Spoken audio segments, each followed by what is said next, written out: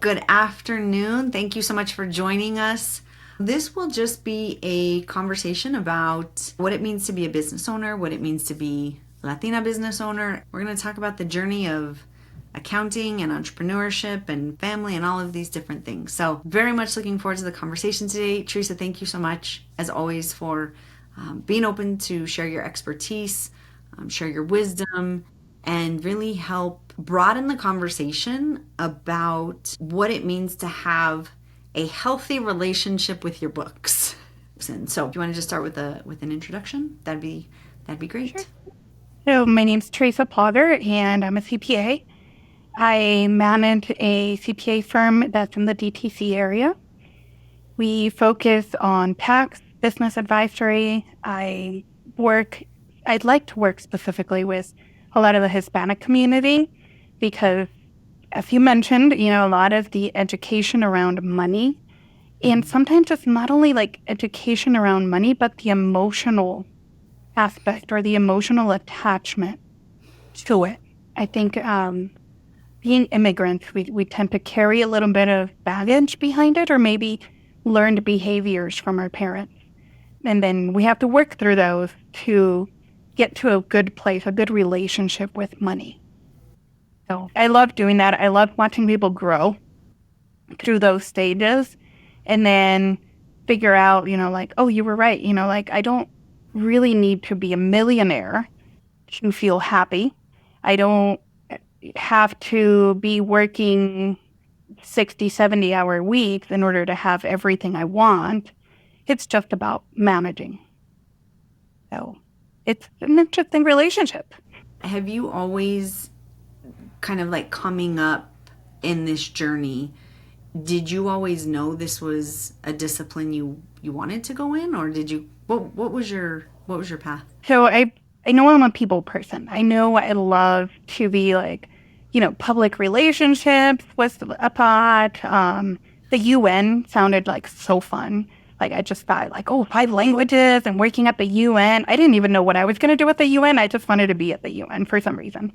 I've always been very public person, wear my heart on my sleeve, be happy to share anything kind of thing. So I started with international business admin, and I really thought that was going to be travel the world, glamorous, super job kind of thing.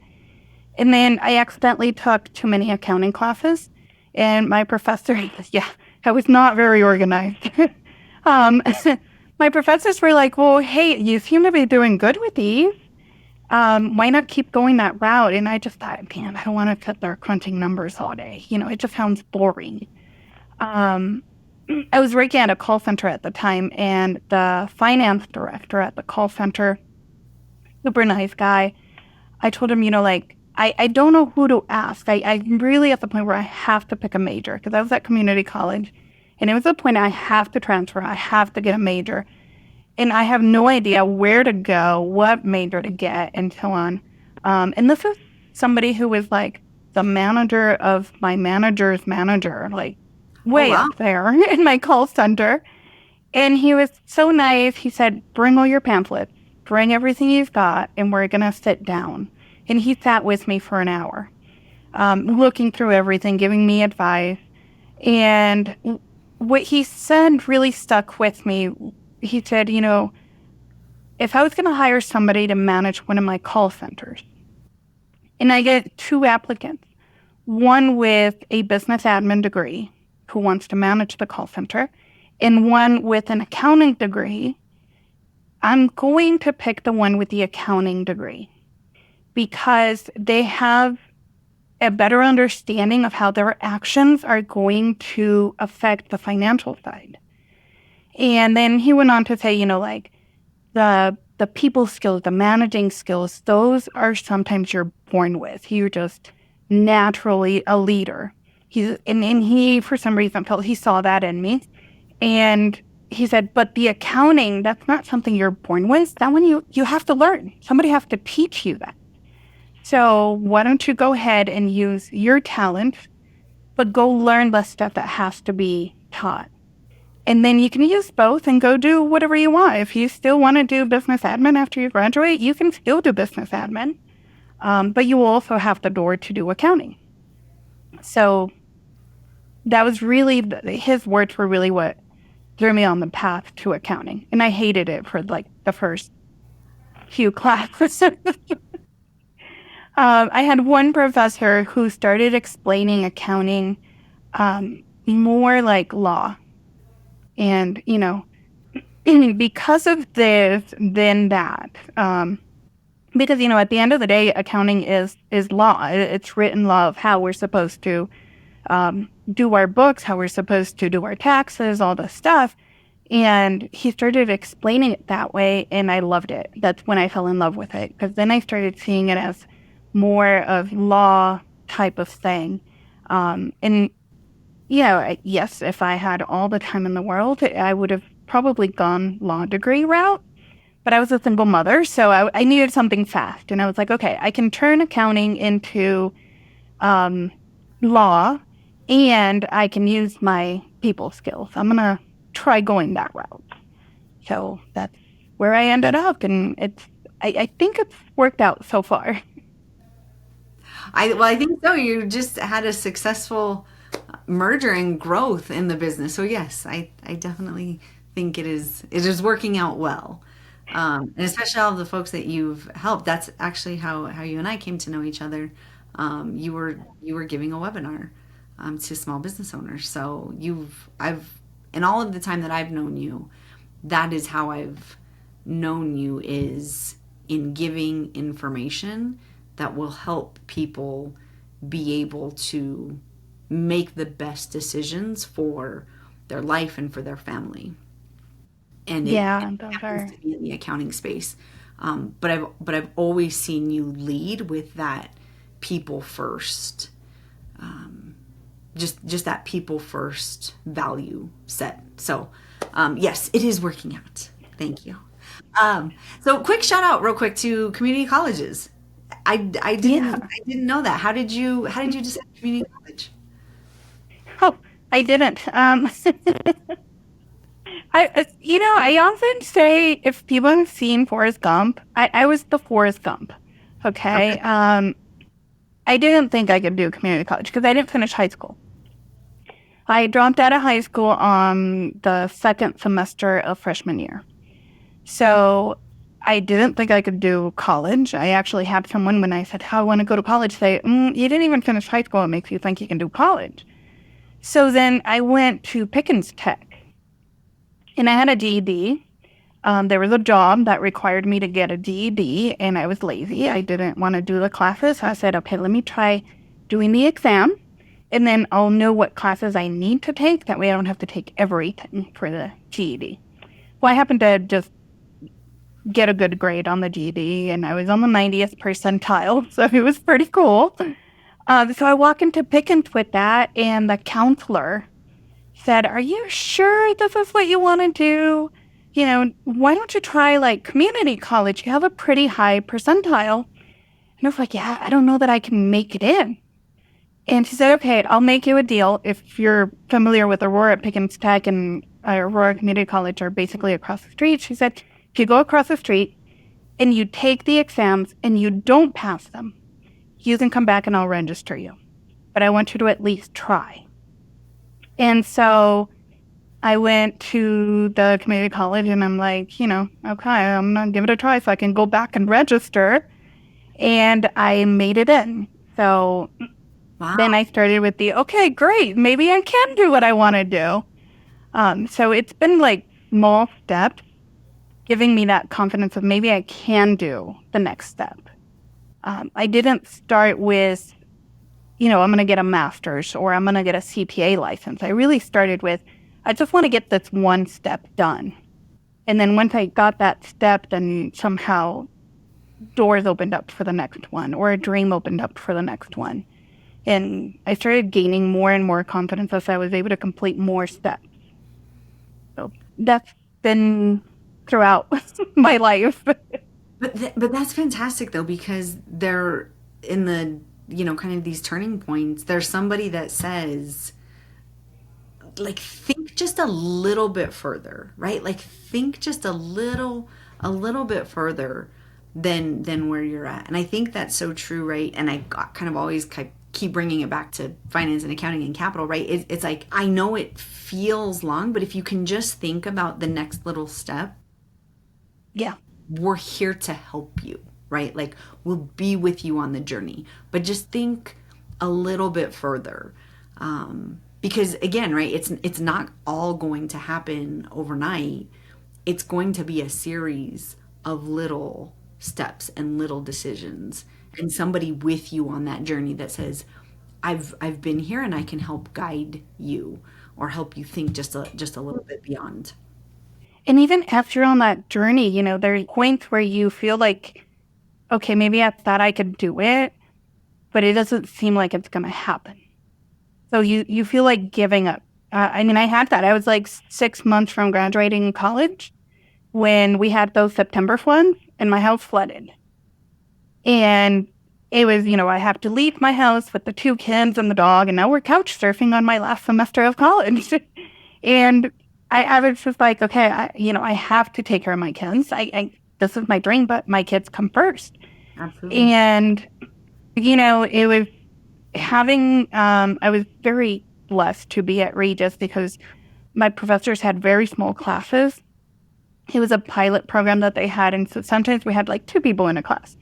And so it was very personal relationships with our professors. And I had professors just stand there and either pray with me or I had one professor just completely cancel the class and stood with me in the hallway and giving me his life story and encouraging me and saying, you can do this. I know this is tough. I know it's hard, but don't give up. There's no sense in coming this far and then giving up. So it's really become a passion. And, it comes back to what you said earlier, that I like to give that information. I like being a mentor to other people because sometimes people are in that step where they're just like, well, I thought I could dream, but, this and that happened. And they just need that little encouragement or somebody to stand there with them and say, I know it's tough, but you got it. Keep going. One more step, or I've got to. I can help in this way or that way. 'Cause sometimes words, as meaningful as they can be, are just not enough, right? Right. So for me, that semester I'll forever be amazed at this. One of my professors offered to pay 1 month mortgage for me because I had, roommates, and that's how I was making my mortgage payments. And my house flooded. Everybody has to leave. FEMA orders. So guess what? I lose my roommates. I lose that income. And I'm sitting there going like, there's no way I can take this loan because if I don't have the money to pay it now, there's no way I'm going to have the money to make my next mortgage and pay you.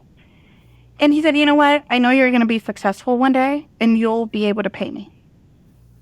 Took me about a year and a half before I was able to pay him. And not once did he come and say, hey, you owe me. Hey, I need this money. He patiently waited until, I guess he probably in his heart just thought, okay, it'll be a donation. If it comes back, great. And if it doesn't, too bad. But but when I was finally able to pay him, the weight lifted off me and stuff. But I was so grateful that he never pushed for it and that he was willing to fill in that hole that just needed to get into the next month. So yeah, sometimes, the words are meaningful, the encouragement, but sometimes it's watching somebody's kids so they can make it to class. Standing with them when they're sick, volunteering to say, hey, I'll pick you up from chemo. Being there is so important. And that's the only way that we can create community and really help each other up. I know we live in a society that's very individualistic, but most of us come from societies that have taught us to have community because it's necessary. We wouldn't make it otherwise, right? And, I didn't have a chance to grow up in that, but along the way, I've been learning that is the only way to do it. That's the only way to really push forward and create successful entrepreneurs, successful women out there. Right. And that's so important because I feel that, and I don't know, I came up in business school as well, for a long time. And I think sometimes even now, even in startup culture, is, you have a single founder, right? Or you have somebody that has done something, and it's great and it's fantastic. But there's very much this notion that I push back on, which is, you're not meant to do it alone, right? You weren't meant. Not only do you not have to, but you weren't meant to do it alone. You were meant to do it in community. What you're really good at isn't what I'm really good at. And if you and I can, get together, and you can do what you love and you're really good, and I can do what I love and I'm really good, like, we're going to both enjoy the experience, and we're both going to be better off, and the people around us are going to be better off, right? Like, there's something in that I feel just has to be kind of said in our out loud voice a little bit more, Yeah. which is, you weren't meant to do it by yourself. You weren't. I was meant to pick that up for you, or you were meant, to help me in this way. And it doesn't feel like, I have to drag you with me. It feels like this is actually what I'm really good at. This is actually a gift or a skill or whatever the thing is, and I can offer this, and it's uplifting to me to be able to offer it and to have it accepted, and Yeah. vice versa, and reciprocity. And when we do this, I call it, building our mission aligned villages, like, in the same way that we're very, very open to this notion of it takes a village, to raise a child. I think, it takes a village to raise an entrepreneur. It takes a village Yeah. to, to Get the to business be in running. Yeah. community. It takes a village to be in community, because we're meant to be in this way. And there's something about this journey for me, right, that we just have to say it in our out loud voice. And I think that's where I've loved this experience of the video cast, to be able to hear more stories, and kind of this ripple effect of when your teacher was willing to do that for you, right? When the counselor was willing to say, hey, think a little bit further, like, all of these ripple effects that now you, who you are, have impacted so many lives in business owners and in people, to say, hey, I can help you with this, right? Like, this is a tool, and this is something that I understand. And when I can help you with this, now your life gets better, right? Like, that consistent ripple effect is just, it's so powerful. It's so Yeah. powerful. Hey, that's a very good point. We always think about the famous people. We always think about the people who stand in stadiums and do great things and big things, right? We don't always think about who helped them get there, who raised them, who encouraged them or told them that they were capable of doing this, because it took a village to get them there. And those people who did that village, they are very important factors in the impact that this apparently one person is making in thousands of others. It was really a whole village that got together and put one person in front of thousands to make a difference. So I think the more we all get on that page of, like, let's help each other, and, maybe today is my turn or tomorrow is your turn, there's something that it just kind of, the energy comes together, or, you know, we just bring it, and it breaks walls, it breaks barriers. So what are some characteristics of your village? What are things that I've noticed that for myself, as I've, kind of grown in this journey, as I've, grown older, as my kids have gotten older, I've been more comfortable in the refinement of, who I am, or how I help, what I can offer. And the more in alignment those things are, the more I feel like comfortably I can take on, right? Entrepreneurship, parenting, partnering. The more in alignment those things are, the more comfortable and at peace things feel. But what are who's your village? Who do you bring around you and have around you? It's um, built up over the years, and it's been really the people who don't ask much of me, if that sounds like I'm still willing to, you have something going on, I'm happy to drop everything and go help. But, uh, if you're going to be heartbroken because I can't do drinks every weekend, or because I can't, it's just like, oh, I just can't, if you have a goal, you have to work towards it. And I've missed baby showers, I've missed birthdays because I was studying for an exam, or I was working late hours trying to build a business. But if they were able to understand that I love you even if I'm not there all the time, it's the people who have really stuck through the years. And then there's always, you find a mentor. I have a huge belief, and you always have to have in your circle people that you look up to and strive to be like them. Because if you're the biggest person in your circle, then your circle needs to get Right, right. bigger. Um, so I always try to make sure that I have somebody that I'm striving to be like. And it doesn't necessarily have to be like professionally or financially. It could be, somebody who I really admire how this person really takes care of herself. Like, I have this one friend that I've really clung to, and I always tell her, like, I admire that you always take time for yourself. No matter what's going on, you always take time to take care of you. And I want to do more of that. So I feel by being close to you, I will learn from you how to do that more often.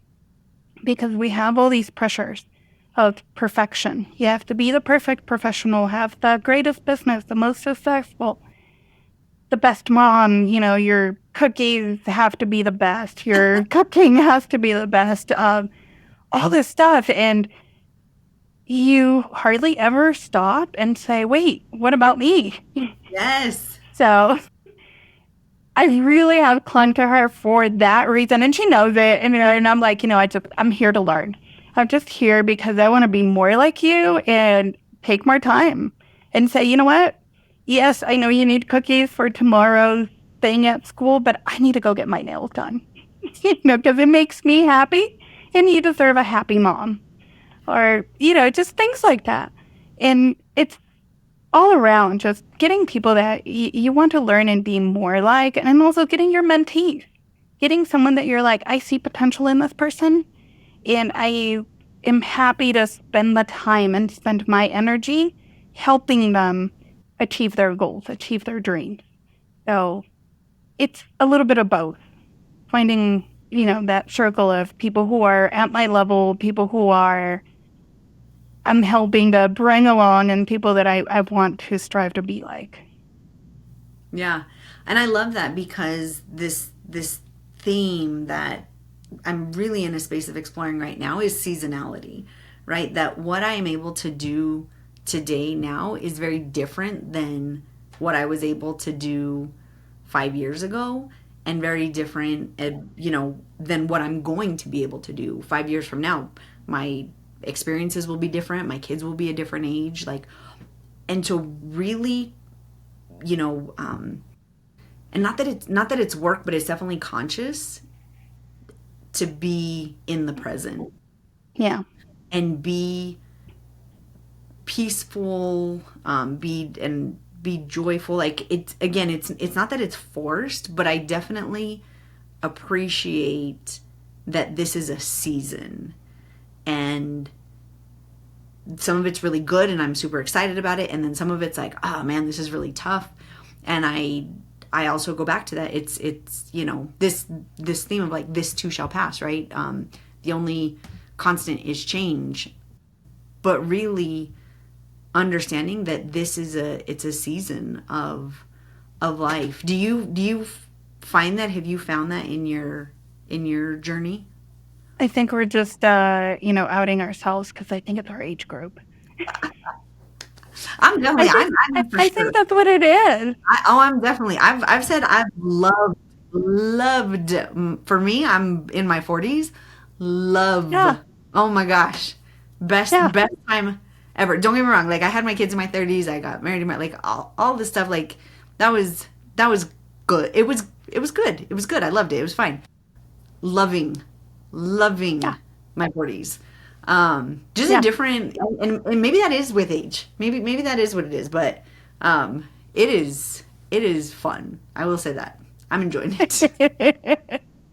No, it is because we're in a stage in our life where a little stability is there, and in your 20s and your 30s, you're trying to figure out who you are, what you want to do. You don't have much of the stability. You're still building that, and we're in a season where it's like, well, the stability is there.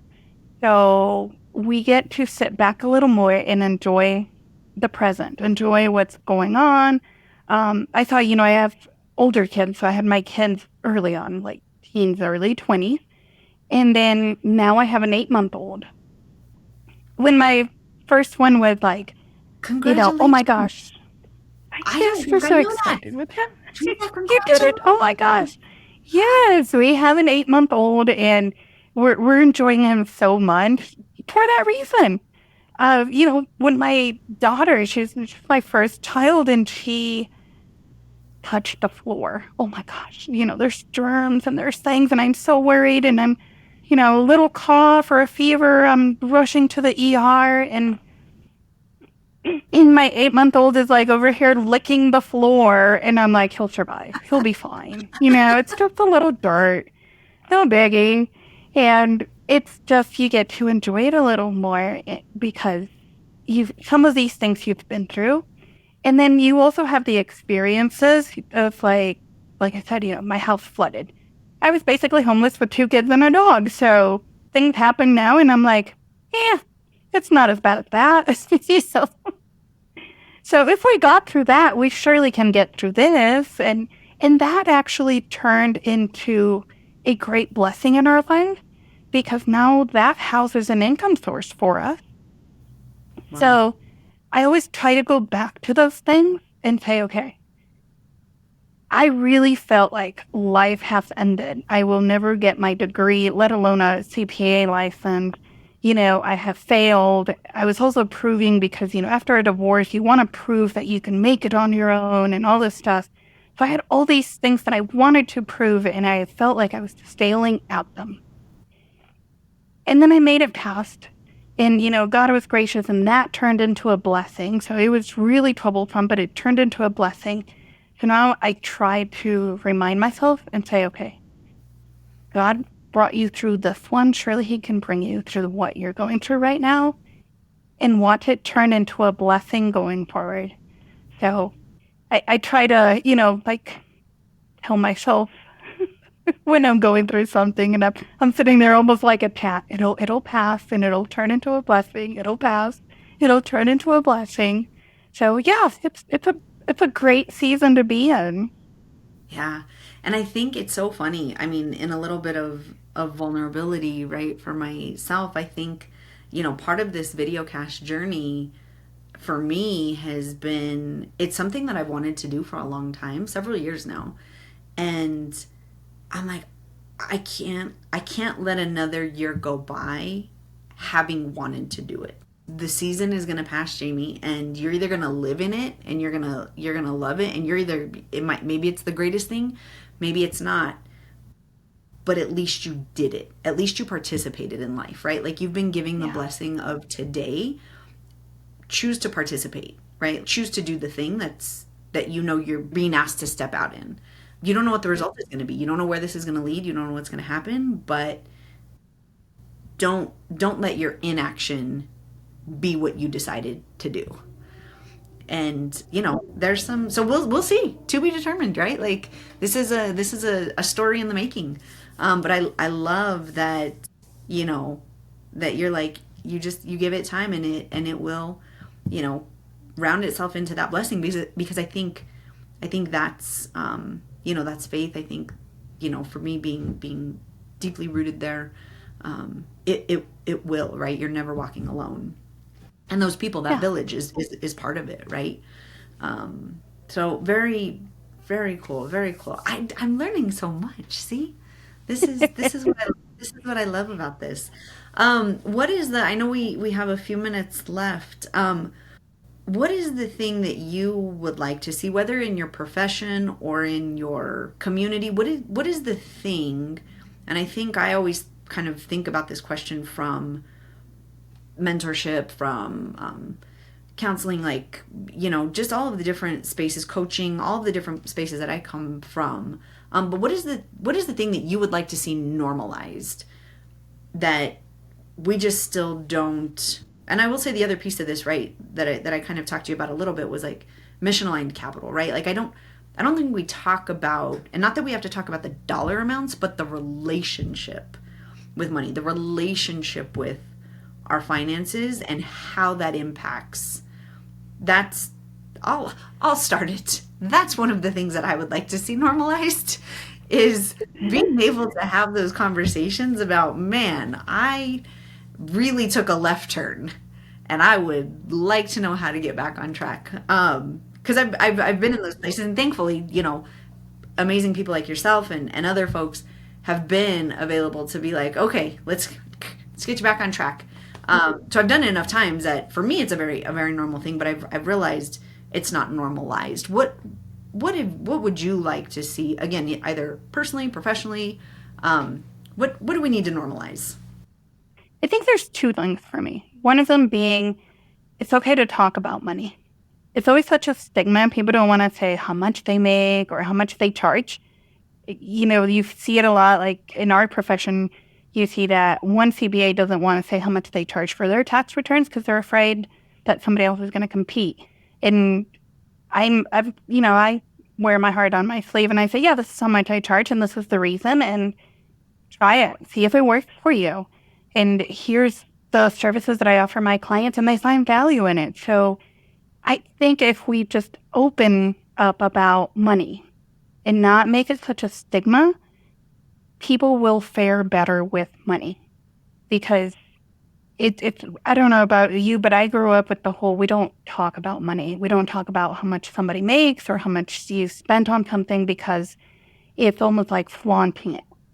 And Right. yeah, I mean, there's you can easily fall into that, but if you can talk about it without flaunting it, but rather more as in, you know, this is how I've been organizing my money. Yeah. And it has helped when I've been honest about it because sometimes, I love to travel. I like to explore the world. And I've had people say, well, yeah, you must be rich. You've gone to all these places and stuff. And it's like, no, not necessarily. I don't do other things. I do Right. without other things that are important to you so that I can do what I love. And it's so from that experience, they've been able to find, okay, well, this is what I love. So what things can I do without? No matter what society says I should or shouldn't have, how can I organize my money to do what I love and what makes me happy? What makes me feel like I'm really enjoying my journey? And the other one would be just normalizing that there's no such thing as being able to have a perfect everything.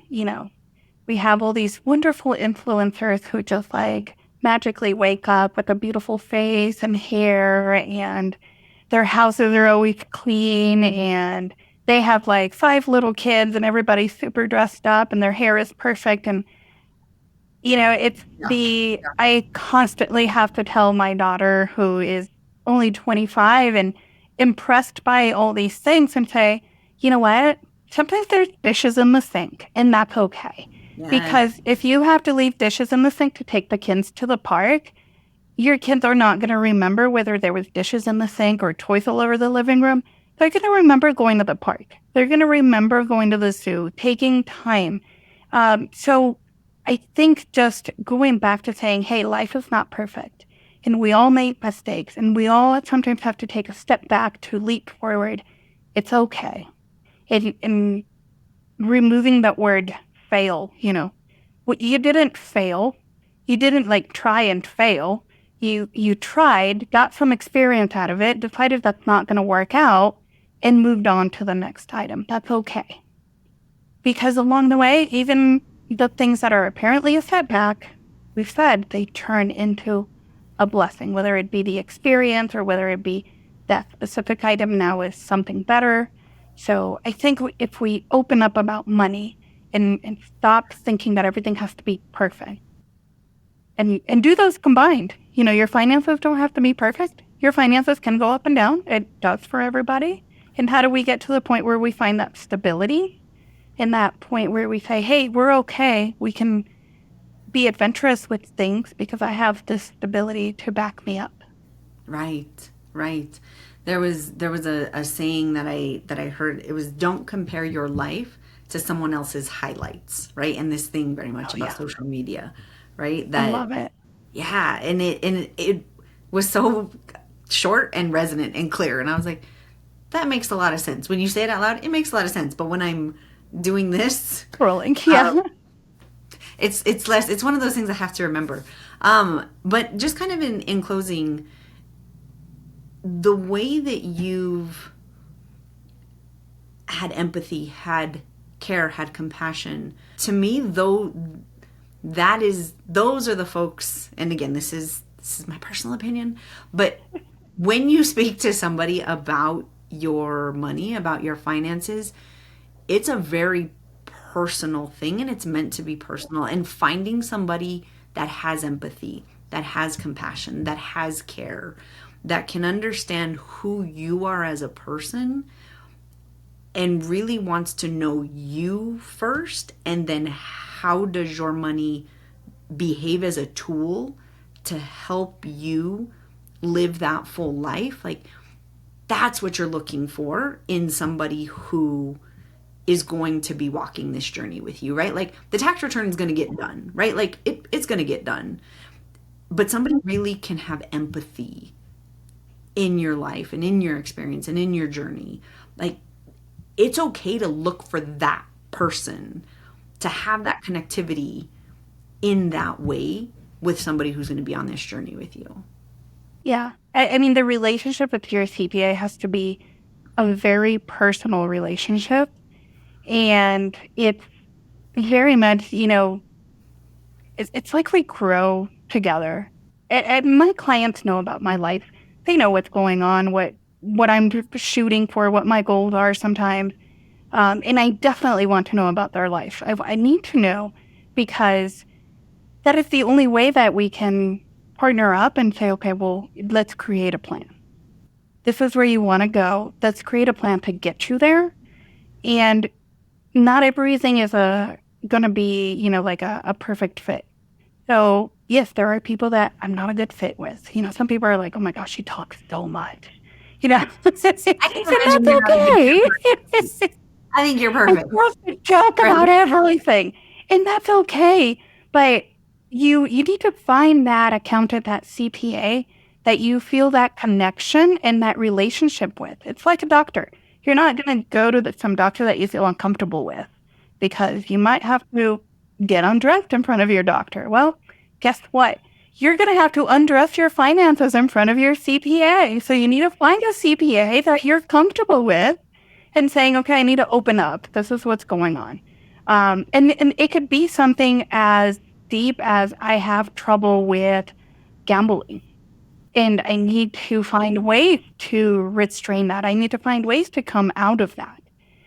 So there are so many things out there when it comes to finances, or maybe just being honest and saying, hey, I've never had anyone teach me how to manage my money. That can be so embarrassing for some people to say. I've had people come up and say, I know, at my age, I should know how to manage my money, but I've never had anybody show me how to manage my money.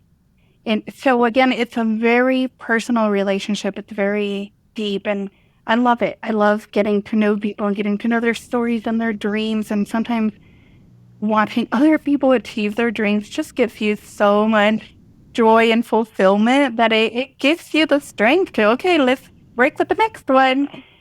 So yeah, definitely. Everybody needs to find somebody that they're very, very comfortable with. Awesome. And so kind of the last question, then we'll get to the then we'll do the commercial, is language and language barrier and language justice in this space. Oh, yes. Yes. Unfortunately, the language barrier has been very devastating for Hispanic community because not knowing or understanding, I mean, not only is there a cultural barrier when it comes to tax and when it comes to the handling of money and stuff, there's a big cultural barrier there, but also the language barrier has brought people to be afraid of taxes, be afraid of really formalizing their business and registering and doing things the right way. And I think the more we bring, the knowledge of like, hey, this tax return is really a bunch of forms that we fill out to let the government know what happened in the past year. But really, you're in control of what's going to happen during the year. It is up to you to decide what you want to do with all that money. You're simply filling out these forms to let them know what you did and do our social responsibility of contributing to everything that we all share, the parks and the roads and all the great stuff that gets paid with our tax money. But the language has been a big barrier in getting people the right professionals and not getting scammed, because there's a lot of scamming out there when it comes to accounting and tax, and it's part of my drive to volunteer with the different groups and say, okay, let's bring the knowledge out there, the literacy, to say, hey, this is the way it works. And then you see their eyes opening up and going, oh my gosh, the person I've been going to. And then you feel like, okay, I did something good today. So yes, it's hopefully that gets broken. My husband is also part of the Colorado Society of Enrolled Agents, and they've been pushing a lot for legislator out there to say, hey, we need more policing of this because there's a lot of people scamming, and it's just sad to see when it happens. Absolutely. So how do, in our final couple of minutes, this is your space to say how people get a hold of you. Say it in English, say it in Spanish. The services that you offer. This is your space to let people know how to get a hold of you, so that they have reliable, high quality resources that they know how to connect with. Yeah. So you can start from the beginning. Hi, my name is. The way that we'll cut it is that it can also be just kind of this standalone space that you can post on your Okay.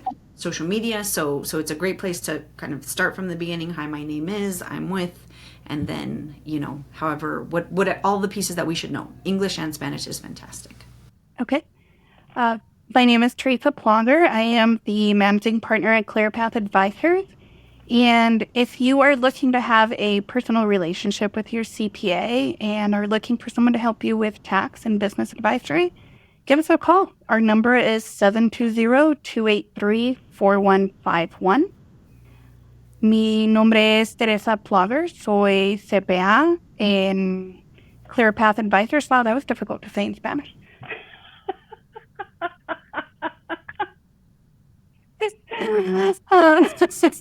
I've seen you do full presentations. Yeah, we'll skip Spanish today. It was the whole.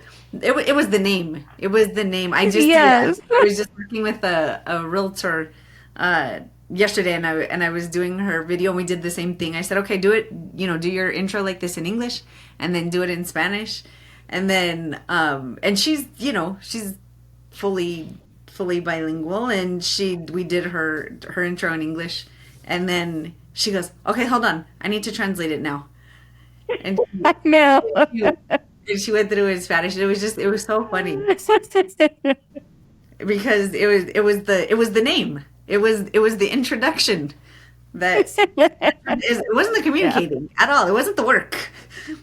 It was the intro. Yeah. Very good. Thank you so very much. Thank you for your time, for your expertise, for your vulnerability, for your story, for sharing. Just I'm always I know a lot of amazing people because I get to watch them work and I get to see them out in the professional space. I'm always just so inspired, humbled, but inspired by the personal stories that come through in these conversations, because it's the space that we just like we I don't say take for granted, but we take a little bit for granted our own journey until somebody asks us about it, and then we're like, oh yeah, I did do that, didn't I? Oh yeah, I did do that. Oh yeah, that was kind of rough. Oh, that was really exciting. And sometimes we take those pieces for granted, but they really do, I think, shape how we profession, how we show up in our Yeah. professional spaces. Like, I have empathy because I went through this. I have grace because I went through this, right? Like, and sometimes when again, we just take it. It's why people love to be around you. It's why people gravitate towards you. It's why when you speak, people listen, because there's something in your warmth and your genuineness that just permeates. It just resonates. It's who you are. It's why when I first met you, I'm like, can I call you? Can we be friends? Thank you. Because You're it so just sweet. permeates. But we don't necessarily always know the backstory, right? And there's something in that backstory that sharing it, other people see and resonate and know I can do it for one more day, right? Like I can try today. And there's something just in that I can try today for 2 days, for 2 weeks, for however long, that makes that ripple effect. And again, it was your teacher that said, hey, have you thought about community college? And then, hey, I can help you with the rent. Like, it's all of these ripple effects that have helped hundreds of business owners live their dream. And it's something really, really awe-inspiring to just be a little part of that ripple effect, right? And you do that. Thank you for giving me that perspective. That is true. I always think about like the great teachers and preachers and um and Well, the you're in people there. who help them get there. You're right there with them. So thank you. Yes, no, thank you. And like I said, I hope that everything, and it's still, I'm gonna thank you so much for joining us. And I just really appreciate all that you do. It's genuinely, just it's inspiring. Every time I get to talk to you is really inspiring. So thank you so much. Yeah, thank you. We still need to get that margarita. I know, I know.